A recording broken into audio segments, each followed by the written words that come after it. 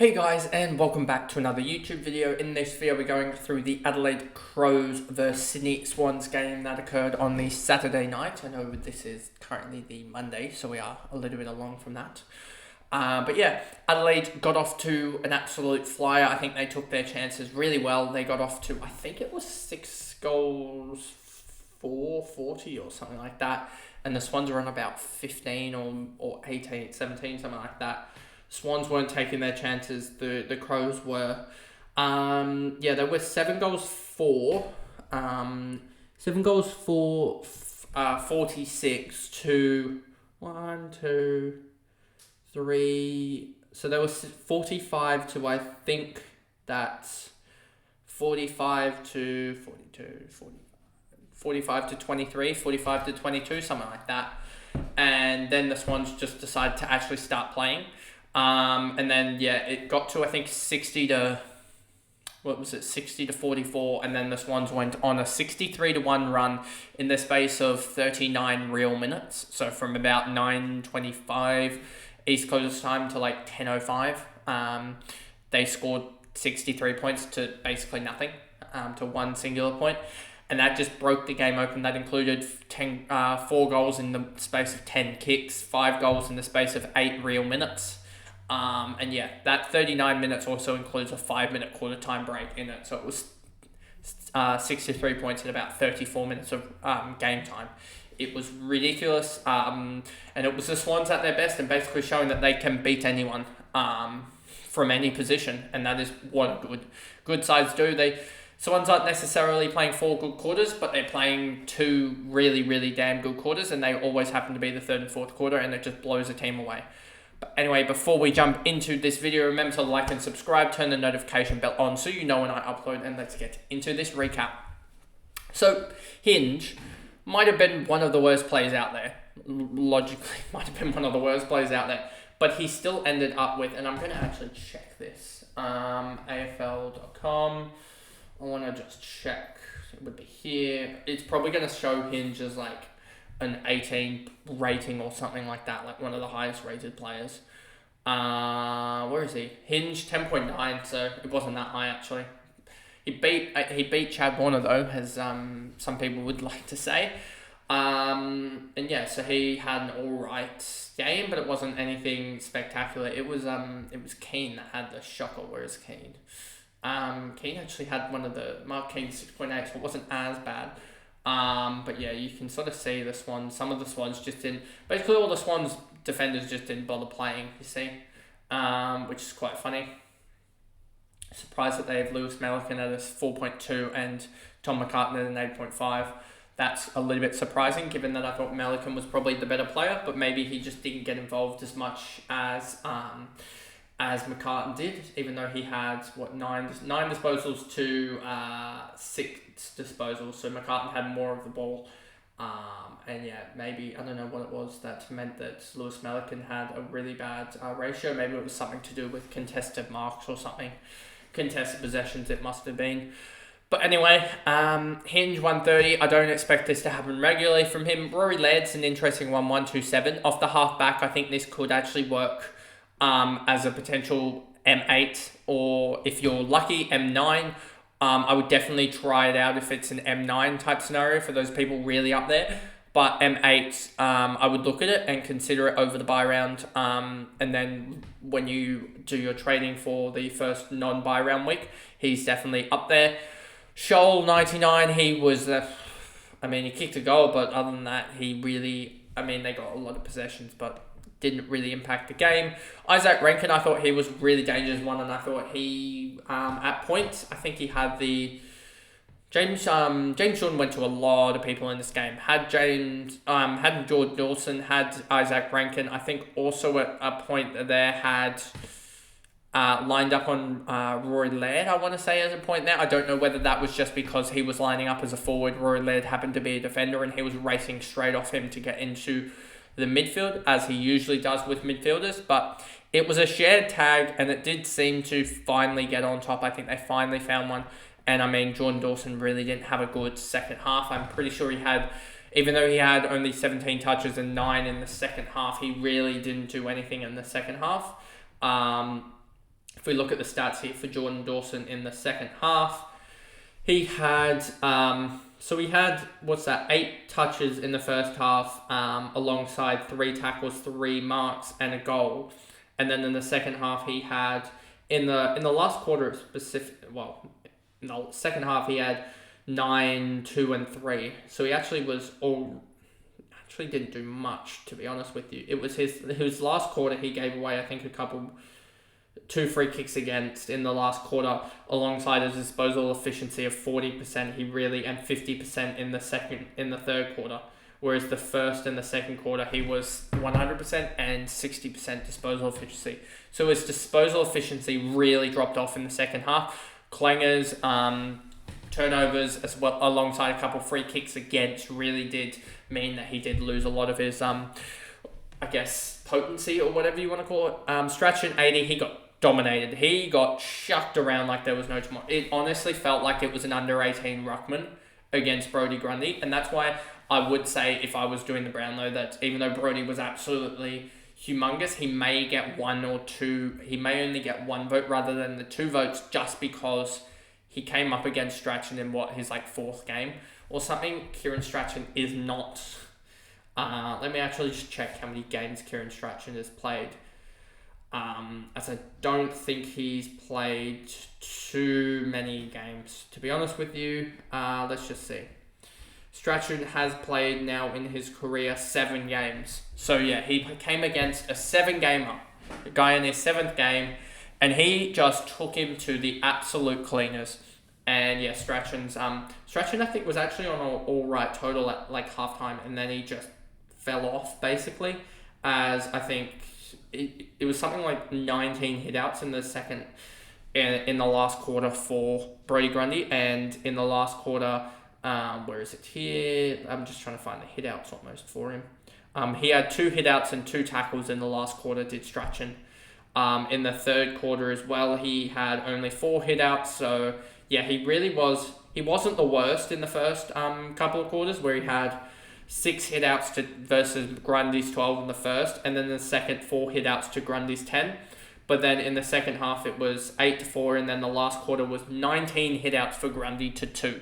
So he just had, Strachan just ran out of legs, to be honest with you. Simple as that. And Brodie Grundy was just able to run out the game. And I think that comes with experience. I think that comes with it, just knowing the workload and having pre-seasons under your belt, which Brodie Grundy has compared to Strachan. And I think that was just the big difference. Brodie Grundy was able to run out a game, and he just ran over the absolute top of Strachan. Soligo, I think he's, like I said with Soligo a couple of weeks ago, he's just not the selection. He just doesn't do the non-disposal work, and when the disposals aren't there for him, he's really going to struggle, and that was the same thing here, even though he did get 5 marks and 2 tackles. Nankervis, I thought, was actually alright for 73 with 17 touches, 9 marks. Chase Jones, 68 on 5 and 5 marks and tackles is pretty decent, but again, it's Chase Jones. He's not going to do anything. It's Chase, I think. Max McElhaney, they brought into the midfield. That is such a dumb decision. Do not, just because a guy's tall, put him in the midfield. It's like, come on, just chuck either Keys or Rochelle, a guy who's done it there before. Like, Keys has played in the midfield before. Chuck him in there. Chuck Rochelle in. I get it that they were trying to tag, but I mean, you took away a lot of the actual midfield potential from your side, and that's why you just got ran out of the midfield, because you had a guy who doesn't play midfield before trying to play midfield. Rochelle, Keys, Keane, Dowling was alright, a 55 split across the board in Supercoach and Fantasy for him. Hamling's 54, I thought he did, he played alright. He's a little bit of a dash off halfback, but then again, didn't really provide too much. Wasn't game breaking. Jordan Butts, Murphy, Murray, Fogarty, Cook, Schoenberg, Borlas, and then Berry came on as a sub for a quick... And I just don't get Berry as a sub. He provides nothing. He is just Rory Laird and also Schoenberg 2.0. So it is like you're just subbing on the same guy effectively with a new tank. That's all that you're doing. Brodie Grundy, absolutely huge. He came up with a 63-point last quarter in fantasy, which brought him from a 70. I thought this was going to be one of those like 105 to 130 split games, but he ended up going huge in fantasy and Supercoach. He went off. Joel AMARTEY 9, yeah, AMARTEY party. That was just so fun to watch. Off 10 touches, 9 goals, 7 marks, 6 tackles. He was immense and pretty much led the Swans in every category except for marks. Every category he could almost. Marks he was second to Isaac Heaney, and tackles he was tied first with Errol. Errol 127-106 split. He does butcher the ball, and you'll see that. Especially so does Brodie Grundy. So that's why I actually think that Isaac's a good chance of getting the 2 votes here. Even though Brodie Grundy had a humongous game, because Isaac was on Jordan Dawson for half the game when James Jordan wasn't tagging him. So I think that he did really well considering that. And he also kicked 2 goals, whereas the other guys in contention for those 2 and 1 votes in Errol and Brodie didn't kick a goal and missed 2 chances as well. I just really liked the way that Isaac was playing, and the 1-2-5-1-4-1 was pretty, sort of even for what I saw out of the game from him. Taylor Adams, a really good effort from him. 104-115. A lot of people gave him stick for what he did to, was it Hinge or whatever? But yeah, if Hinge cannot handle that, then I don't know what he's doing in the AFL, because he just lined up Taylor Adams and decided to take it out from him, which is an absolute brain fade, and it sort of sparked the run, to be honest with you. And yeah, in the space of about 3 minutes, that game was over and done with. I think it was like 3 minutes of AFL time, like out of the 20-minute quarter, that they kicked 4 goals, and they kicked 6 in 5 minutes. And in that run, there was the Hinge incident. Tom Papley 76. He was all right. He's getting better. He's definitely on the rise, and I think he's one to watch as a potential guy that you can get him for cheap. I don't know what exactly he is priced at fancy-wise, but he is one that I think could, especially if they want a point of difference in that midfield, he is certainly one that they could turn to. I mean, he did have 2 clearances. 47% ball use is a little bit shocking. Let me just quickly check. What's Papley? Papley priced at 584k. So he's the type of guy that fixtures, what do they have left? They've got GWS Fremantle, who'll do horribly in those 2 games. Then they've got St Kilda, North Melbourne, Brisbane, Western Bulldogs, Port, Collingwood, Essendon and Adelaide. You could look at potentially the North Melbourne game as a one that you could go to and look at that and really consider him. But aside from that, I don't really see anything there that you can really consider. So I probably wouldn't be going for Tom Papley unless he really steps it up to go 100, 100, 100, like a 3. And then that's when you can spend that 23rd premium on him, if you even call him a premium forward at that point. Chad Warner, 73, and this is why you don't go for impact players, full stop. James Rowbottom, 69, only 4 tackles, which was surprising, but 21 possessions and 19 contested possessions. He's really developed this year. McInerney, 67-95, he's been really, really good as well. I definitely got him wrong. I thought he was on the fringe of the Swans' best 22, but he is certainly entrenched at him, and James Jordan are definitely the utility players for the Swans that can sort of plug holes in case someone goes down.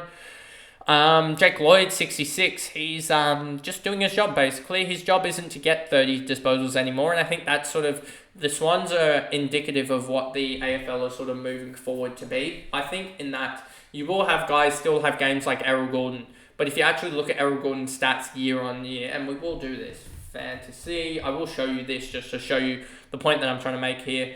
Stats Center, I want to quickly go off that. Errol Gordon, you'll look at his match stats and you'll be like, okay, 20 touches, 30 touches, 24, 25, 25, 30, 25, 29, 25, 28, 25, 37, 35. So these last 2 weeks he has definitely stepped it up. But he has shown that he can score 100 on 25 touches. Look at that. He can score 95 with 6 free kicks against, which could have easily been a 110 on 25 touches. He can score a 120 on 25 touches, so he doesn't need the actual disposal, a high disposal amount in the 30s to go big. Like, yes, he went absolutely huge here with a 35 disposal effort here and a 37 disposal effort, but he's shown that he can do it without those disposals. And I think that's something the Swans have really moved forward to. is they'll have maybe one guy a game go 30 plus disposals also. And yes, I know that Brodie Grundy went 31, but we haven't seen that regularly from him. And they'll have one guy do it, but it's a lot of spreading around the impact across the board. And if everyone is contributing and one guy has a special game, and I mean, AMARTEY also had a special game, but if one guy has a special game, it's like, who do you even tag? And that's what I think the problem is against the Swans at the moment, is there's so many guys that can do it. So many guys are not necessarily, and I know this will counteract everything I've said, because Isaac, Errol, and Chad Warner are almost top of the top stars in themselves. But it's almost like they have so many different sort of, not absolute top stars, but that sort of just that level below. That when you combine them all, it becomes you cannot tag everyone type of effort, and one guy's at least going to star. So it's just a matter of, you almost have to just decide who is the one that you can shut down the easiest without a tag, or you can let run that's the least damaging. And I think that's what the Swans are sort of built on at the moment. Like, look at this, 768 metres gained for Errol, 565 for Isaac, 415 for Tom Papley, 458 for Chad Warner. Even Taylor Adams, 359 on 22 touches.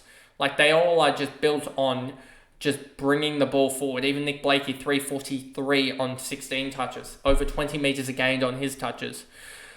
Then we move down here. Logan McDonald didn't have the greatest game, but if you're still getting 10, 3 and 3 and a goal out of Logan McDonald on his iffy games, and you're letting Joel AMARTEY kick a lot of goals, then that's what they need to be done. Nick Blakey, 52. James Jordan, 52, 77. He's been pretty outstanding, and yeah, 20 touches from him at 95% efficiency in a tagging role, where he did all right tagging. I wouldn't say it was one of his absolute best games, but you can see here, Isaac Rankin, 18 touches, Jordan Dawson, 17. If those are the main taggers, then he's done his job. Harry Cunningham, Ollie Florent, Will Hayward, Hayden McLean got subbed out because the game was dead, so they just decided to let Brodie Grundy ruck. I think even Logan McDonald might have got a ruck contest. Lewis Melican, Braden Campbell. I think Braden's looking at a stint in the twos, and it looks most likely that Robbie Fox comes back in. Maybe, I think Corey Warner still needs another week or two in the twos to get ready. So maybe a Caleb Mitchell comes back in as or something else as well. You could see that. I don't think Cleary gets a debut, unlike Jeppa didn't really say it too much. He just sort of said this is a slight possibility, and I think Swans fans sort of slightly corrected him. And I wouldn't say it's a bad thing, as I said with my St Kilda one about Irish Maker, that, you know, opposition fans can actually be a lot helpful. Then you've got Rampy, Wicks, McCartan, and Roberts really came on as a sub and did nothing because there was nothing to be done. But anyway, that is the video there going through the Adelaide versus Sydney game. A lot longer of a recap just because it's probably the Swans, and they do take a lot more interest into these games than the other games. But yeah, that was just a really good Swans performance. The prototypical one, almost like deja vu for the last 4 weeks of turning up around 5 to 10 minutes to go in the second quarter and then just blitzing the team from there on out. That's pretty much how the Swans play. But anyway, that is the video, and I will see you guys in the next one. Bye, guys.